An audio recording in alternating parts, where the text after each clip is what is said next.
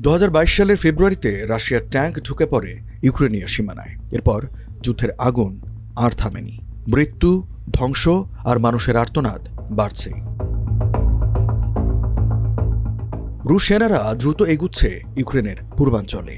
শহরগুলো রাতেও কেঁপে ওঠে গোলার আঘাতে। চুপ নেই ইউক্রেন, রাশিয়ার জ্বালানি স্থাপনায় হামলা চালাচ্ছে ড্রোন দিয়ে।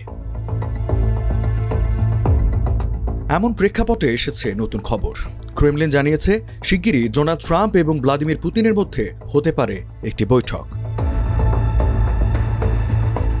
তবে বৈঠকের পেছনের প্রেক্ষাপট ছিল জটিল। ইউক্রেন যুদ্ধ বন্ধে যেন প্রতিশ্রুতিবদ্ধ ট্রাম্প।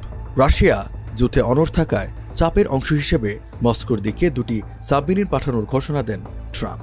এছাড়া দেওয়া হয় 12 দিনের আলটিমেটাম। একই সঙ্গে আলোচনার পরিবেশ তৈরিতে ট্রাম্প মস্কোয় পাঠান তার বিশেষ দূত স্টিভ উইটকফকে। এবার একটু পেছনে ফেরা যাক। গত জুনে যুদ্ধ বন্ধে কিছু শর্ত দেয় রাশিয়া। বলা হয় দোনেস্ক সহ কয়েকটি অঞ্চলকে মেনে নিতে হবে রাশিয়ার অংশ হিসেবে। পাশাপাশি কোনো সামরিক জোটে প্রবেশ করতে পারবে না ইউক্রেন, অর্থাৎ থাকতে হবে নিরপেক্ষ। দিতে হবে নতুন নির্বাচন। রুশ বিশ্লেষক তাতিয়ানা স্টানোভায়া বলেন, ঘুরিয়ে ফিরিয়ে কথা বলেও রাশিয়া আসলে চায় আত্মসমর্পণ করুক কিয়েভ।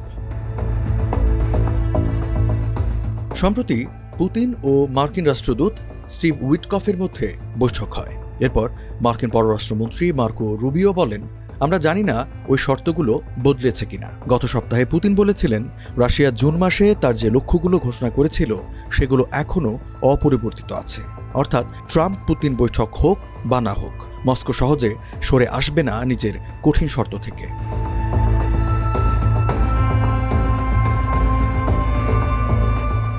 রাশিয়া হয়তো আশা করছে আলোচনা শুরু করলে মস্কোর বাণিজ্যিক অংশীদারদের ওপর কঠোর নিষেধাজ্ঞা দেয়া থেকে বিরত থাকবেন ট্রাম্প।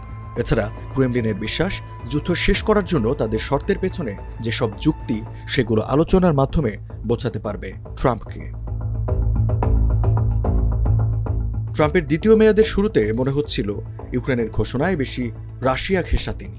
রাশিয়ার সঙ্গে চলা যুদ্ধের জন্য জেলেনস্কিকেই দায়ী করেছিলেন ট্রাম্প। 2018 সালে প্রেসিডেন্ট হিসেবে হেলসিঙ্কিতে পুতিনের সঙ্গে দেখা করেছিলেন ট্রাম্প। সেবার 2016 সালের নির্বাচনে রাশিয়ার হস্তক্ষেপ প্রশ্নে ক্রেমলিনের পাশে দাঁড়িয়ে অনেককে অবাক করেছিলেন ট্রাম্প। বর্তমান প্রেক্ষাপটে পুতিনের হাত থেকে রেহাই পেতে সম্ভবত যে কোনো উপায়ে যুদ্ধবিরতি আলোচনা চাইবে ইউক্রেন। হয়েছে এটাই। ট্রাম্প তার দূত স্টিভ উইটকফের মাধ্যমে পুতিন ও জেলেনস্কির সঙ্গে ত্রিপক্ষীয় বৈঠকের কথা তুলেছেন। তবে রুশ প্রেসিডেন্ট সাফ জানিয়ে দিয়েছেন এমন বৈঠক হওয়ার জন্য এখনও অনেক সময় লাগবে। এখন ইউক্রেনের অনেকে বিশ্বাস করতে চাইছেন ট্রাম্প পুতিন বৈঠক হলে মস্কোর দাবিগুলো মেনে নিতে পারে ওয়াশিংটন। ইউক্রেনের এমপি ইরিনা হেরাশেঙ্কো তো বলেই দিয়েছেন এটা অনেকটাই স্পষ্ট আঞ্চলিক ছাড় দিতে হতে পারে ইউক্রেনকে। এদিকে জেলেনস্কি বলছেন ইউক্রেন বৈঠককে ভয় পায় না। রাশিয়া থেকেও একই সাহসী পদক্ষেপ আশা করেন তিনি। তারপরও রাশিয়া ও ইউক্রেনের মধ্যে এখনও অনেক মতপার্থক্য রয়ে গেছে। যদি ক্রেমলিন শেষ পর্যন্ত ত্রিপক্ষীয় বৈঠকে সম্মত হয়, তবুও মস্কোর যুদ্ধবিরতির শর্ত এতই কঠিন যে বৈঠক থেকে ইতিবাচক কিছু আশা করা বেশ কঠিন।